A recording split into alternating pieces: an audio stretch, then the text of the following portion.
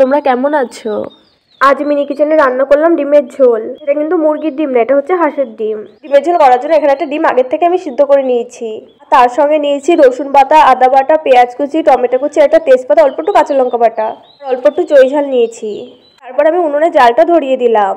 তারপর উনুনের জালটা ধরে গেলে দিয়ে দিলাম উনুনের উপরে কড়াইটা। তারপর কড়াইটা একটু গরম হয়ে গেলে দিয়ে দিলাম অল্প একটু তেল। তারপর কিছুক্ষণ পর তেলটা গরম হয়ে গেলে দিয়ে দিলাম ডিমটা ভাজার জন্য। ডিমটা ভাজা হওয়ার জন্য দিয়ে দিলাম অল্প পরিমাণে লবণ, সঙ্গে দিলাম অল্প পরিমাণে হলুদ গুঁড়ো।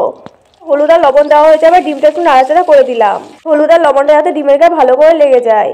কিছুক্ষণ পর ডিমের এক পাশ হয়ে গেছে, আর এক পাশ উল্টে দিলাম। এবার আমার ডিম ভাজাটা কমপ্লিট। এবার ডিম ভাজাটা তুলে নিলাম।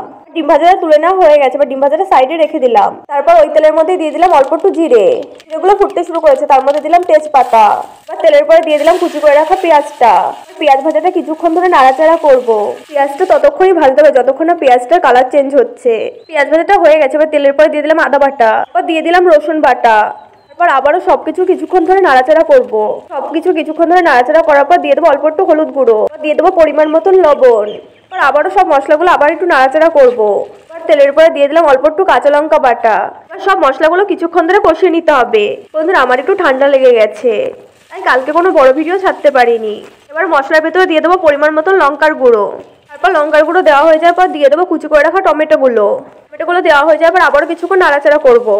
মশলাগুলো ভালো করে কষানোর জন্য দিয়ে দিলাম অল্প একটু গরম জল। টমেটোগুলো ভালোভাবে সিদ্ধ হয়ে যাবে, মশলাটাও ভালোভাবে কষানো হবে। তারপর দিয়ে দিলাম কেটে রাখা চুই ঝাল।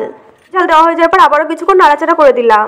বন্ধুরা, এই চুই ঝালগুলো কিন্তু আমাদের বাড়িতে ভীষণ পরিমাণে খাওয়া হয়। চুই ঝালগুলো মাংস বা ডিমের ঝোলে দিলে টেস্টই অন্যরকম হয়। বন্ধুরা, এবার আমার মশলা কষানো পুরো কমপ্লিট। এবার আমি জল দিয়ে দিলাম। এবার ঝোলটা কিছুক্ষণ ফুটতে থাকুক। এবার ঝোলটা অনেকটাই কমে গেছে, এবার দিয়ে দেবো ভেজে রাখা ডিমটা।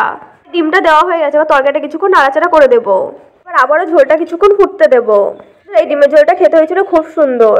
আমি আমার মিনি কিচেনের রান্না আমি কিন্তু একা খাই না, আর সবাই রান্নাটা টেস্ট করে দেখে কেমন রান্না করেছি আমি। আমার হাতের রান্না বেশি পছন্দ করে আমার দাদা। যদি কখনো বা রান্নাটা খারাপ হয়, সেটা নিয়ে যে কতবার কথা শোনাবে তার ঠিক নেই। আমার তরকারিটা নামানোর সময় হয়ে গেছে, এবার দিয়ে দিলাম অল্প একটু গরম মশলা গুঁড়ো। তরকারিটা আবার একটু নাড়াচাড়া করে দিলাম যাতে গরম মশলা গুঁড়োটা সব জায়গায় যায়। এটা আর কিছুক্ষণ জাল হতে দেবো। এবার আমার তরকারিটা হয়ে গেছে, আমি কড়াই ধরে নামিয়ে নিলাম।